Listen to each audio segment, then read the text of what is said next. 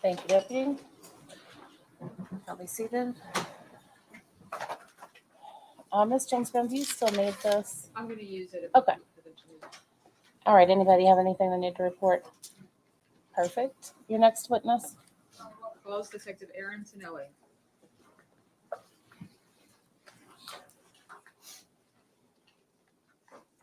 Detective Tonelli, when you are ready, I'll have you raise your hand. You swear to tell the truth and the whole truth? I do. Thank you.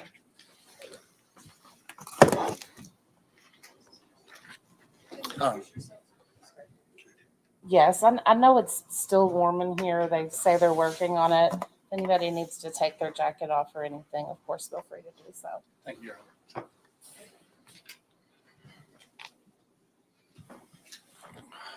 Please introduce yourself to the jury. Detective Aaron Tonelli. Tonelli, Tinelli. Where do you work? Louisville Metro Police Department. How long have you been there? Approximately 18 years. And how long have you been a detective? Approximately 12 to 13 years. Where are you currently positioned? Currently in the robbery unit. Where were you in 2016? I was in the homicide unit. When did you switch from homicide to robbery? The last part of 2017 going into 2018. Can you describe a bit how the homicide unit works as far as case assignments and, distribution of cases? Okay.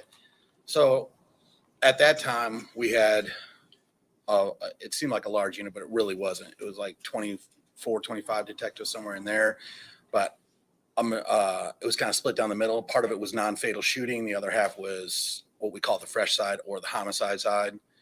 And you had a rotation where detectives would run a list. And as you picked up a case, the next person would move up and the next person would move up. And then that case would go to the person as it goes down. And it's fresh to distinguish from cold case. Yes. Yes, ma'am. So on May 22nd, 2016, was it your turn?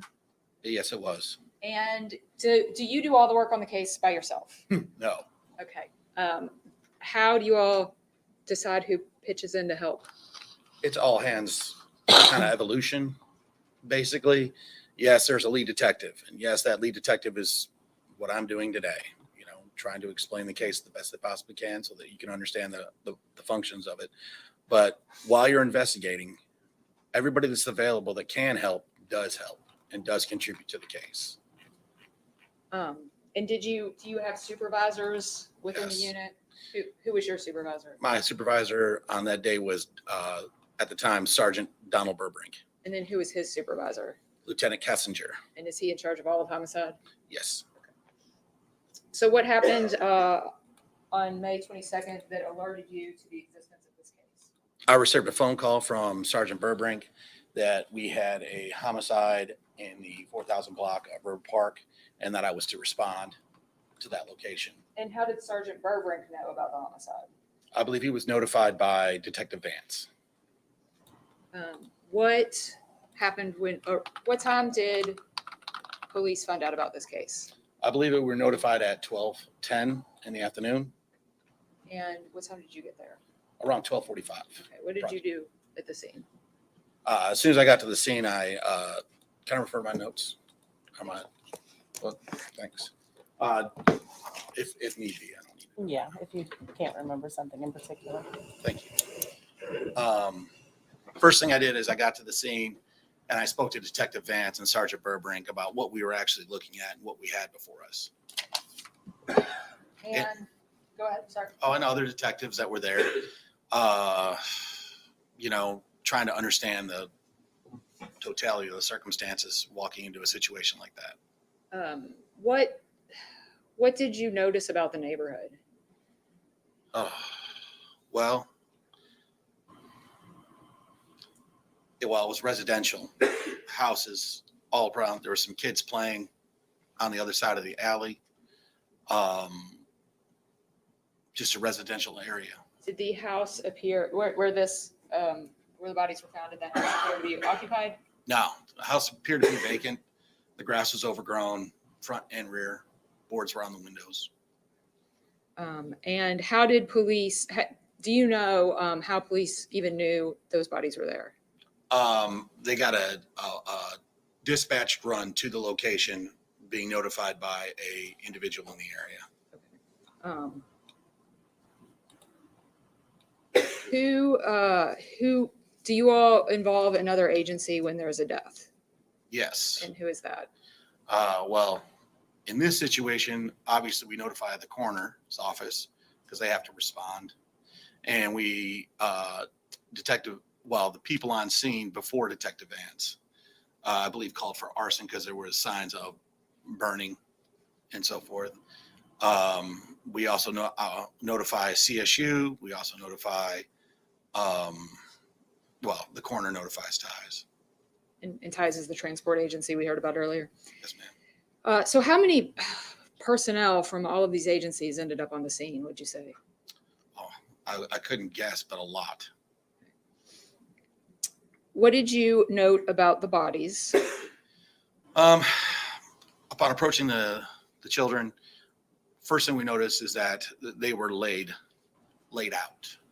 There was no sign of like a struggle or other signs that there was like some kind of disturbance within it besides the actual bodies themselves and the actual burning of the bodies. So the first thing I noticed is that there's a good chance that they were not killed there or murdered there.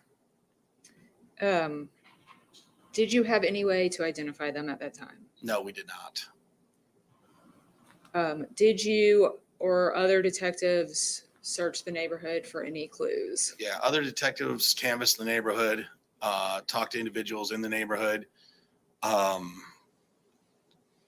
and spoke to several different people. Did you look for cameras? Yes, all the detectives that were on the scene at the time looked for cameras, looked for not just like business cameras and stuff like that, but they looked for house cameras. Some houses have cameras and stuff like that. They looked all over. Were there any cameras that helped out? No, ma'am. Given that did the coroner direct the bodies to be taken to the medical examiner's office? She did. Okay. What's left for you all to do at that point? Oh.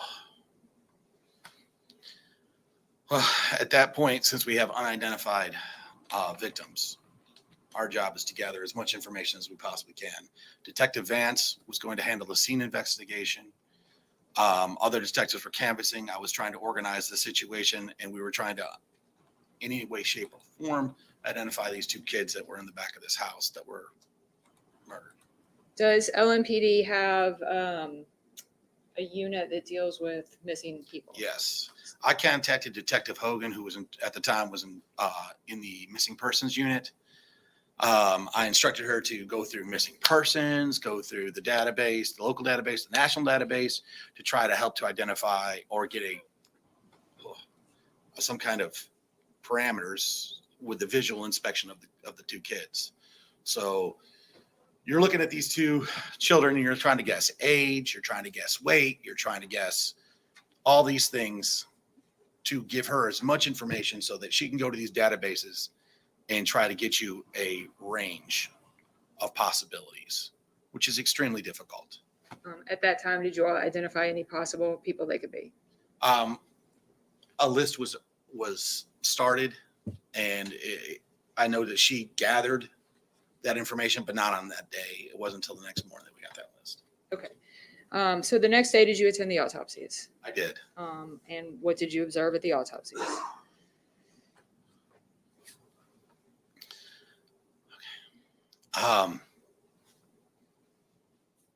Kids were laid out. You observed just the several wounds to the upper torso, lower torso, and genitals. The strap that was on one of the victims that presumptively restrained them in some way. The burning, the charring, and the other factors. And were fingerprints attempted? They were attempted I refer to my notes because I don't want to speak incorrectly.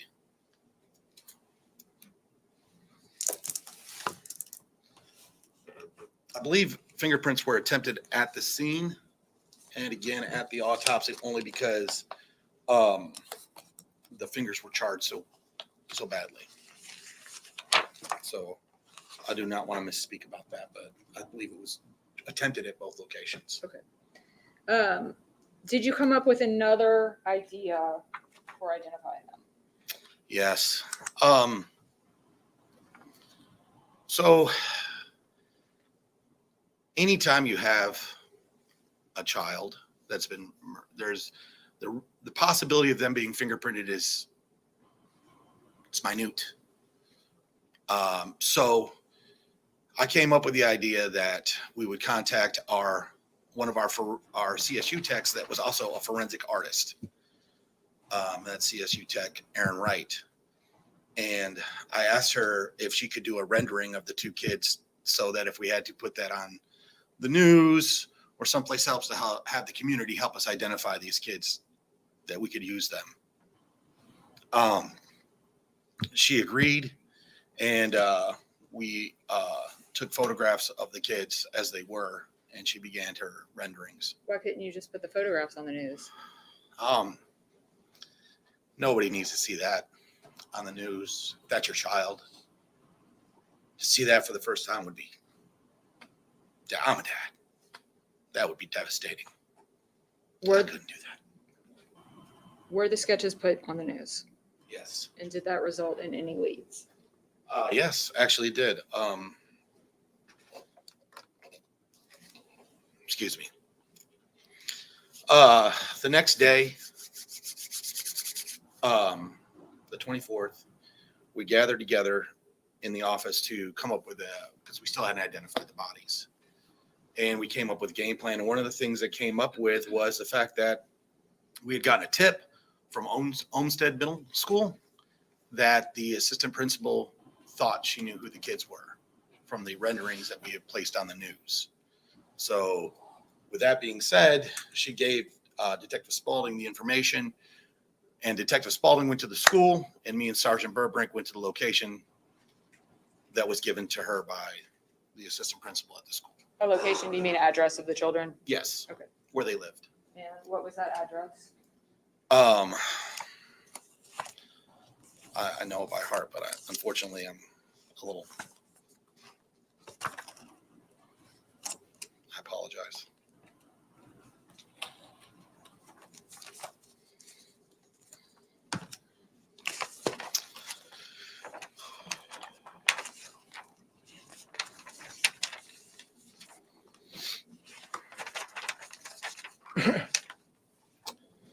(4817) Cliff Ave. And what neighborhood is that in? It's next to Iroquois and next to the south end of Louisville. Who was there? Miss Elizabeth Wren. Did she have other family members present? She did. There was another individual there, TJ, who was her brother. Did you show her the sketches? And Sergeant Burbrink went up to the mother, started to ask her relative questions without having to show her the picture of her dead children. I'm sorry, did you say it was her brother that was there with her? I believe it was her brother, yes. TJ Wren. I'm sorry for interrupting.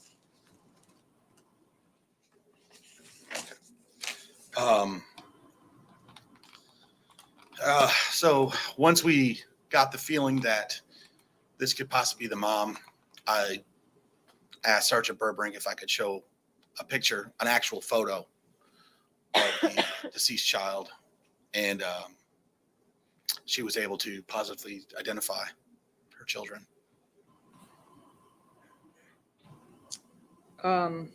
Did you interview her? Yes. They are at the station eventually? Yes. Okay. And did you all interview TJ? Yes. Did you gather enough information that led you to the next step? Yes. Once we interviewed those two individuals, we gathered the possibility of suspects, and then we started our investigation moving forward.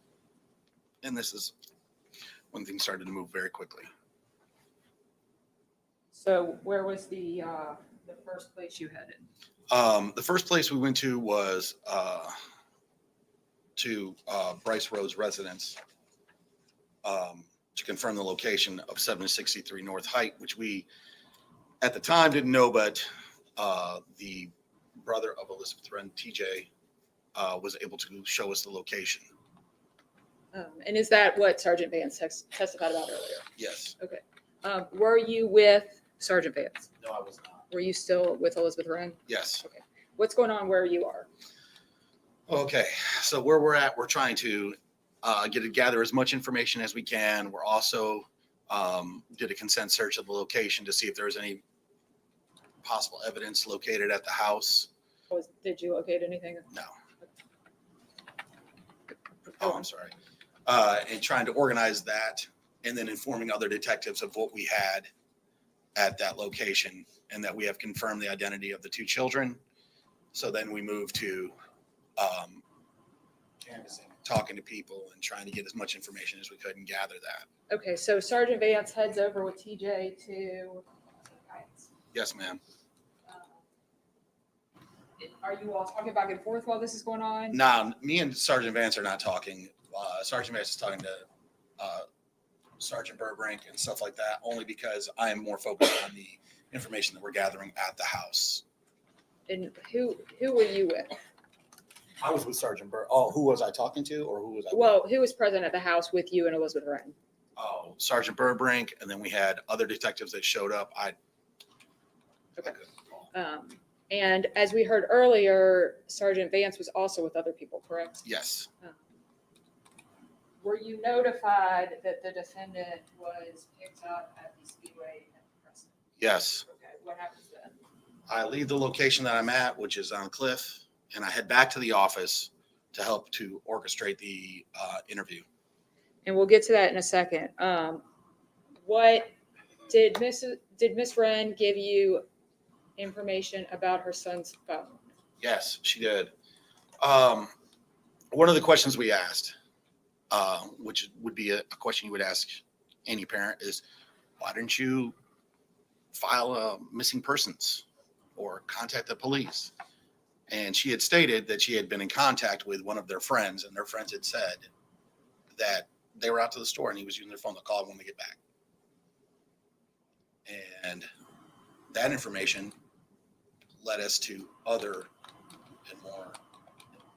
another part of the investigation. Did she provide you with a phone number? She did. And were you able to do anything with that phone number? Yes, we were able to take that phone, considering the information that we had from the house and the fact that a relative time frame of when the kids were last there.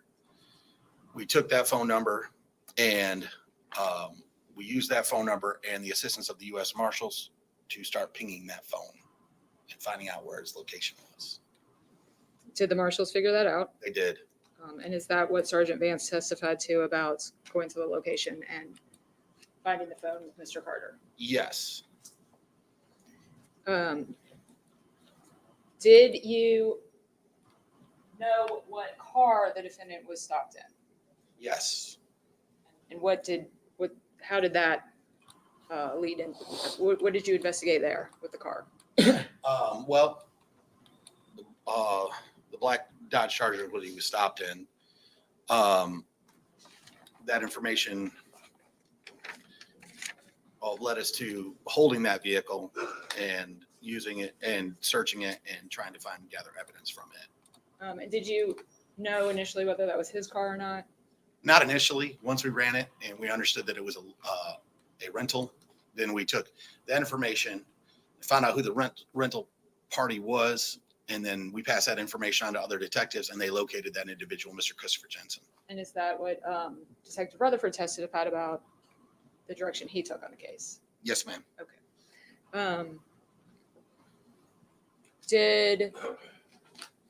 At that point, did you all find out about another car? We did. And what was that?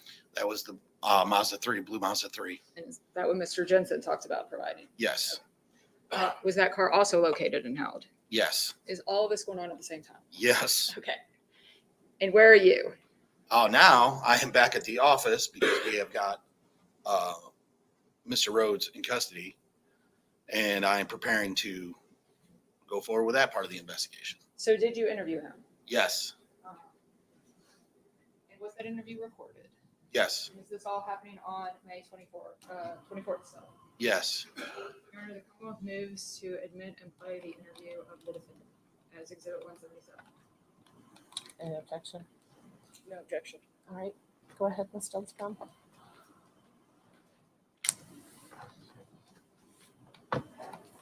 Well, here's the thing, man. We are looking for 2 missing kids, and we don't know. We heard that you might know where they might be, or Sorry, just to backtrack a little. Was there a little introductory part where you all chit chatted before we get to this part? people we've seen with them, or talked to them, any way, shape, or form. Anything you could help us to find them, we would appreciate it. Who are they? Oh, I'm sorry.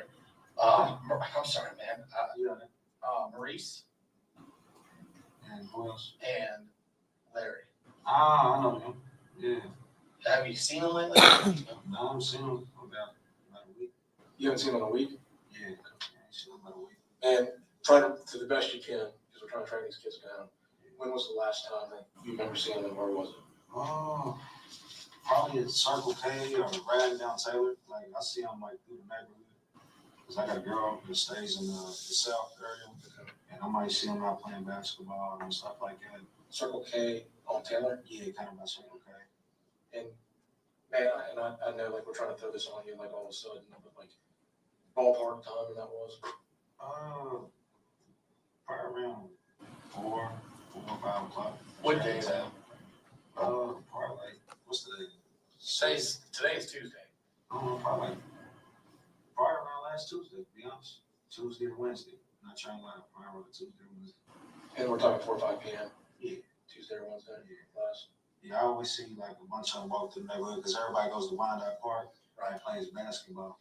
That's so everybody knows each other. Do you play ball? Yeah, I play a little bit. Everybody's always at the park, so everybody, pick up games. So that's how people kind of know each other. Everybody's always around the neighborhood and stuff, and it's hot out. You close to these kids at all? They're cool. We play basketball. I'm cool with a lot of people. Man, where do you think they may go?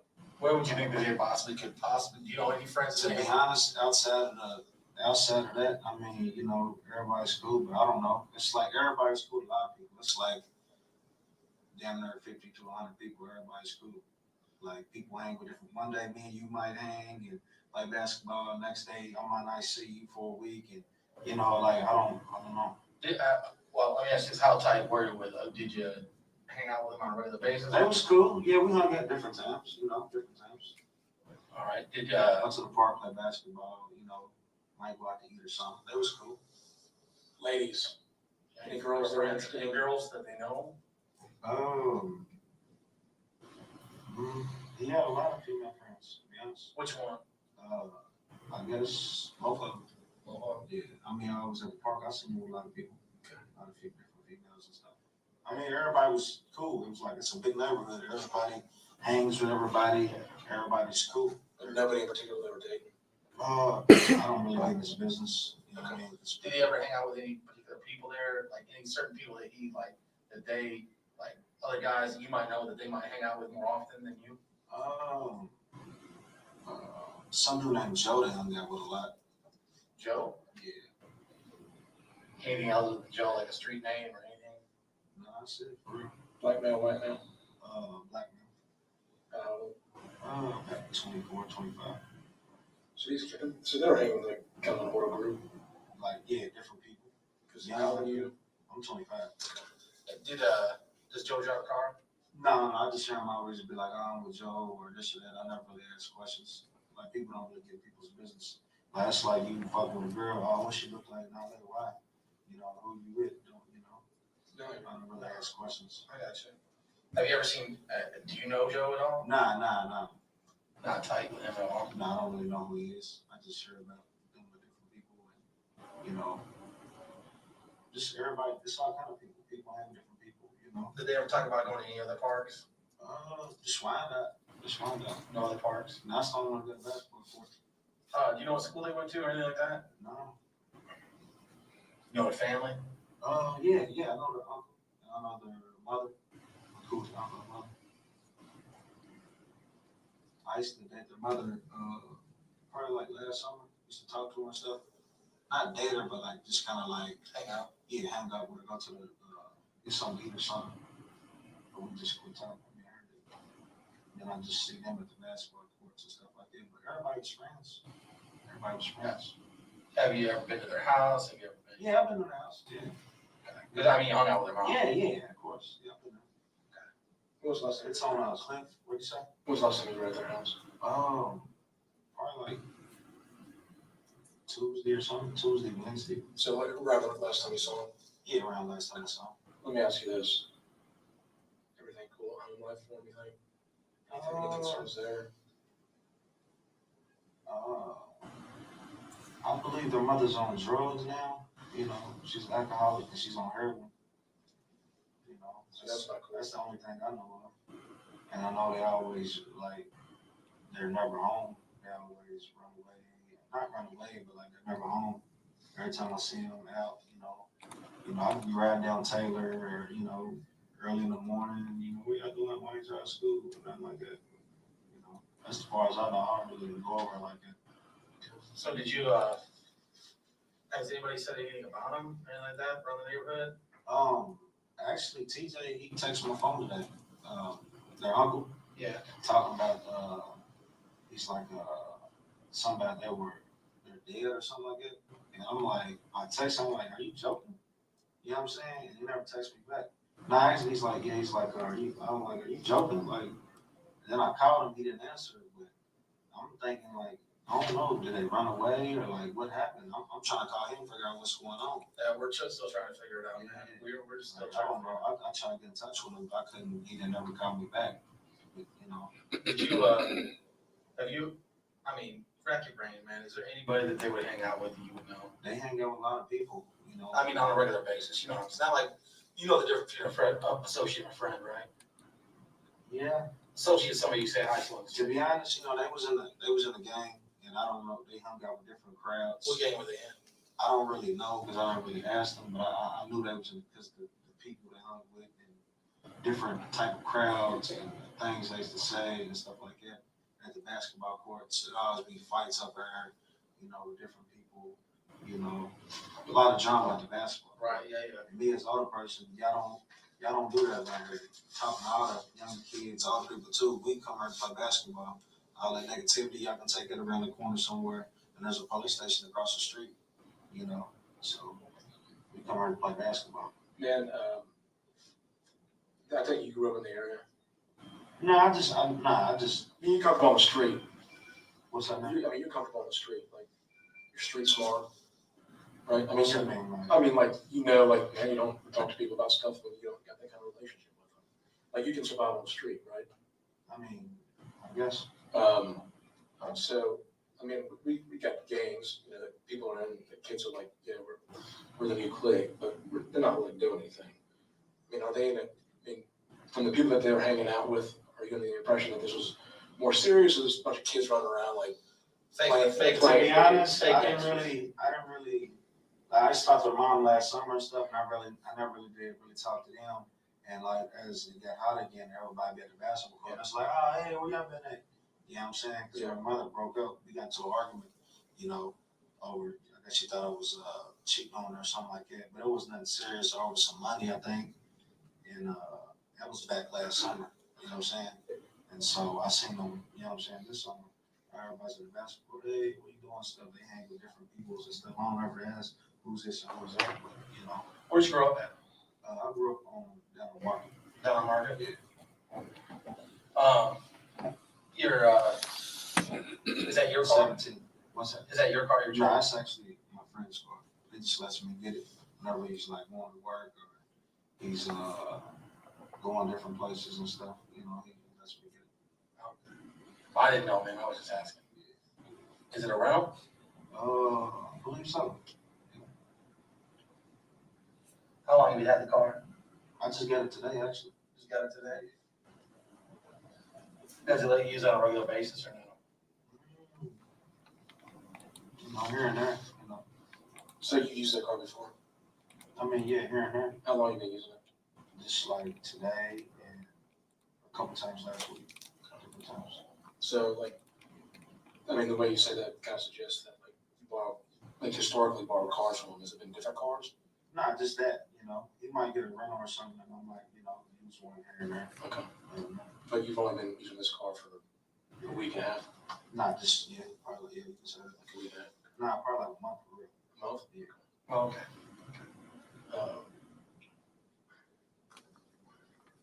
Is there anything we haven't asked that you think might be relevant? Might I help us. mean, y'all don't want to answer the questions. Well, man, we're just trying to find the kids. I mean, y'all, y'all got the questions, I'll answer, whatever you want. No, I mean, I respect that, but I'm saying is, like, oftentimes, people won't tell you something because you didn't answer my question.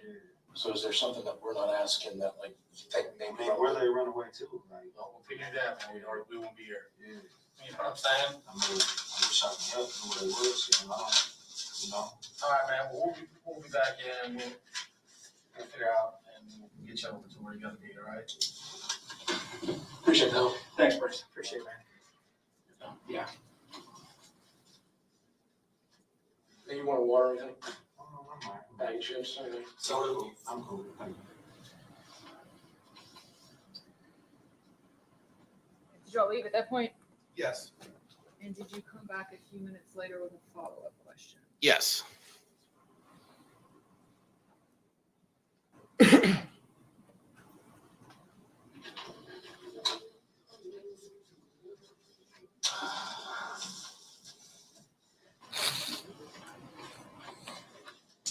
Hey, man. We're just gonna be completely honest with you, man. We got video of your truck being there on Saturday. Were you there Saturday? Being where? In front of their Maurice's and Larry's house. Y'all probably seen what shit. Okay. Okay, so obviously at this point you knew the kids were dead, right? Yes. Why were you acting like you didn't know that when you were talking to them? We use various investigative techniques to get the individual to tell us things, to get to the truth. Did you have a video of the charger in front of Elizabeth Wren's house? No. After you interviewed him, what did you do? Oh, okay. In this process, once we were done interviewing Mr. Rhodes, at that point, I believe Mr. Anwan Carter was already brought down to the thing, and I switched my attention over to there. Okay. Did you conduct the interview with Mr. Carter? I conducted the very first interview with Mr. Carter, yes. How did that interview initially go? Not well. Not well at all. Did he tell you what he told us here in court? No. Okay. At what happened to conclude that interview? How did that interview? Did he ask for a lawyer? Yes. Okay, so when somebody asks for a lawyer, what do you do? Leave the room.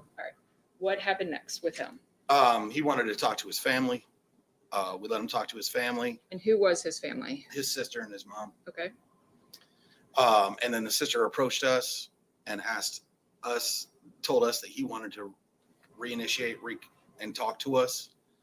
At that point, it's important that we follow the rules so closely. So I talked to another sergeant that was in charge of me at the time, a Sergeant Lesher, and I requested Sergeant Lesher go back into the room, reread him his rights, explain to him the situation, and then he conducted the second interview while I observed it from another room. Was that interview, did he tell you what he told us in court? Yes. Okay. So what were the crucial pieces of information that you gathered from that interview that helped your investigation? Yes. And what were they? Okay. Well, obviously the story that you heard in testimony. Did this now let you know where the murder happened? Yes. While you're doing all this, was the first search warrant at Height that we heard about going on? Yes. Okay, so did you all get new information that caused the second search warrant to happen? Once Anwan reinitiated and Sergeant Lesher began talking to him and gathered the information, we took that information, and once we had enough and we realized that it was no longer looking for a murder weapon, we were looking at a murder scene, we had to change the dynamics, write another search warrant, and go back over to 7663 North Height. Why didn't you just pull out the carpet the first time you were in there? If we pulled out the carpet of every single house we went into for every single search warrant, I don't know if there would be an uproar, would there not? We don't pull up the carpet because we don't have any evidence to support the idea that we need to pull up the carpet. When you do a search warrant, you're looking for specific items, right? So the initial search warrant, we're looking for a murder weapon. We're looking for anything that would lead us to the next step. Once we gathered this information from Mr. Carter, that the murder actually occurred at 763 North Height, well, now we have to change our gears. We have to write another search warrant and start a more forensically motivated search. And at the time that Detective Middleton collected the 2 knives, did you have any idea if those were the murder weapons or not? No. So do you all just collect things just to be safe? Well, we knew the kids were stabbed. So those 2 knives were under a bed. Logically speaking, okay, let's take those knives. Was this the first time you all had information that Christopher Jones' murder was connected to this case? Yes, And so did you alert Detective Griffin? I notified Detective Griffin. And did you get information on a third individual from Mr. Carter? Ja'Cory Taylor. Yes, I'm sorry. Yes, we did. He referenced Mr. Taylor several times as Corey and explained to us that Lil Corey and Ja'Cory was the individual that was also at the location when the murders took place and participated.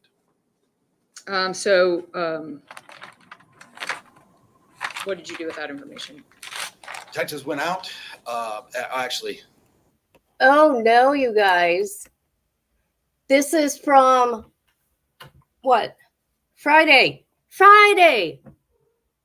I'm so sorry. What a waste of everybody's time. But in 46 minutes, it's going to start. I am so sorry, guys. So I'm going to go and I'm going to come back. Okay? Okay. Thank you.